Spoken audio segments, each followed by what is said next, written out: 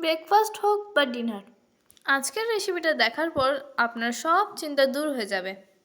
মজাদার মুখরোচক এই খাবারটি কিভাবে তৈরি করলাম সেই রেসিপিটা দেখতে হলে চলুন চলে যাই তোরসার কিচেনে। তো চলে এসেছি তোরসার কিচেনে।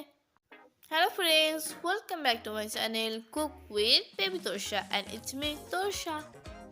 ভিডিও শুরু করার আগে আপনাদের কাছে অনুরোধ রইল, প্লিজ প্লিজ প্লিজ আমার চ্যানেলটাকে সাবস্ক্রাইব করবেন আর ফটাফট একটা লাইক দিয়ে পুরো ভিডিওটা দেখবেন। তো দেখতে পাচ্ছেন এখানে দুটো কাঁচা আলু নিয়েছি। এবার এগুলো কেটে ধুয়ে পরিষ্কার করে সেদ্ধ করতে দিচ্ছি। তো প্রেসার কুকারে দিয়ে দিলাম, সঙ্গে দিলাম অল্প লবণ আর অল্প জল।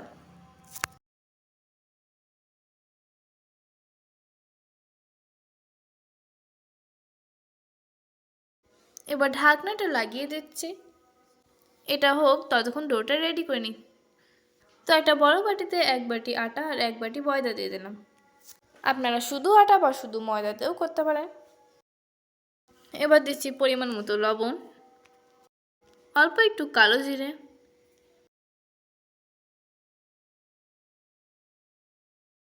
আর অল্প একটু জোয়ান হাতে নিয়ে ক্রাশ করে দিয়ে দিচ্ছি। এগুলো দিলে ফ্লেভারটা খুব ভালো আসে, আর জোয়ান দেওয়া থাকলে অ্যাসিডিটি হয় না। এবার অল্প একটু সাদা তেল দিলাম,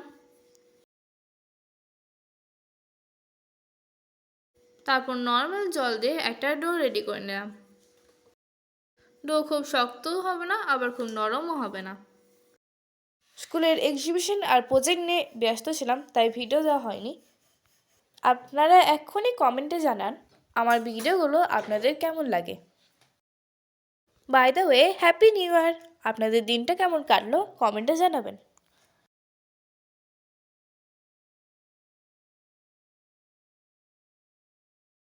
এখন এটা ঢাকা দিয়ে রেস্টে রেখে দিচ্ছি। এখন আলুটা দেখি। তো আলু সেদ্ধ হয়ে গেছে, খোসাটা ছাড়িয়ে নিলাম। অবশ্যই এটা একটু ঠান্ডা করতে হবে, নাহলে গরমে অসুবিধা হবে। এবার এটা ম্যাশ করে নিলাম। এখন এর মধ্যে কিছু মশলা অ্যাড করছি। দিয়ে দিলাম ভাজা জিরে গুঁড়ো, দিলাম একটু চাট মশলা,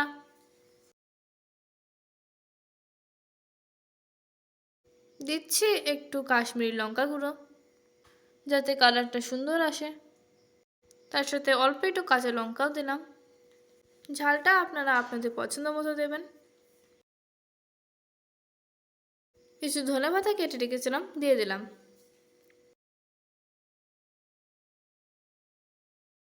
এবার সব কিছু ভালো করে মিক্স করে নিচ্ছি।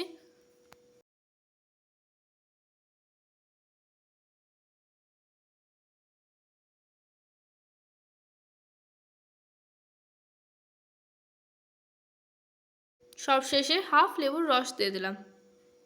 আপনারা যদি আরও বেশি স্পাইসি খেতে চান তাহলে আরও কিছু মশলা অ্যাড করতে পারেন। আপনারা তো জানেন আমি বেশি হাবিজাবি মশলা পছন্দ করি না। ফিরে এলাম ডোয়ের কাছে। দেখতেই পাচ্ছেন ডো সেট হয়ে গেছে। আর একবার নিট করে নিচ্ছি। তারপর কয়েকটা লেচি কেটে নিলাম। এবার একটা লেচি নিলাম, শুকনো ময়দা ছড়িয়ে পাতলা রুটি বেলে নিচ্ছি। আজ এমন একটা খাবার তৈরি হতে চলেছে যেটা ছোট বড় সবার ভালো লাগবে, আবার টিফিনেও দিতে পারেন। এর সাথে অন্য কোনো সবজি দেওয়ার দরকার পড়বে না, কারণ এটা শুধু খেতেই ভালো লাগে। রুটি বেলা হয়ে গেছে, এখন আলুর এই মশলাটা মাঝখানে দিয়ে দিলাম, একটু সমান করে দিলাম। তারপর এভাবে চারিদিক ভাঁজ করে দিলাম, যেভাবে চৌকো পরোটা ভাঁজ করে সেভাবে। তারপর আরও একবার ময়দা ছড়িয়ে হালকা করে বেলে নিলাম। খুব পাতলা করার দরকার নেই, দেখে নিশ্চয়ই বুঝতে পারছেন।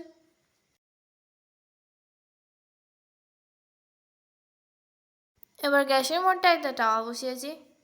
প্রথমে অল্প একটু ঘি লাগিয়ে দিলাম। এবার পরোটাটা দিয়ে দিচ্ছি। গ্যাসের ফ্লেমটা থাকবে লো টু মিডিয়াম। একটা সাইড হয়ে গেলে পাল্টি করে দিচ্ছি। দুই পিঠেই ভালো করে ঘি লাগিয়ে দিলাম। আপনারা সাদা তেলও করতে পারেন। এটা ভাজা হতে হতে আমি আরও একটা বেলে রেডি করে নিলাম। বাই দ্য ওয়ে, এখনও পর্যন্ত যা আমার চ্যানেলটা সাবস্ক্রাইব করেননি প্লিজ সাবস্ক্রাইব করে নেবেন। আর যারা ফেসবুক থেকে দেখছেন তারা আমার পেজটাকে ফলো করবেন। আর যারা আগে থেকেই করেছেন তাদেরকে অনেক অনেক ধন্যবাদ। আর আপনারা তো জানেন আমি সবসময় সহজ সরল রেসিপিগুলো আপনাদের সঙ্গে শেয়ার করি, যাতে আপনাদের সময় ও পরিশ্রম দুটোই কম লাগে। এই দেখেন, এটা ভাজা হয়ে গেল, এবার তুলে নিচ্ছি। পরোটা ঠিক একইভাবে ভেজে নিচ্ছি।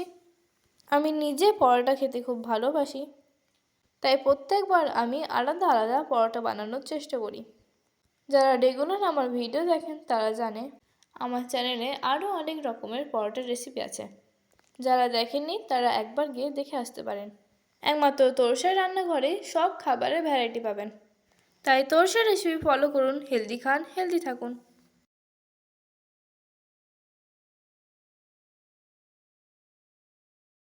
এই যে হয়ে গেল, এবার তুলে নিচ্ছি। বাকিগুলো মা করে নেবে, আমি এবার খেতে চললাম। তো এগুলো আমি মাছ বরাবর ট্রায়াঙ্গেল শেপে কেটে নিলাম। এবার দেখতে বেশি সুন্দর লাগছে, তাই না?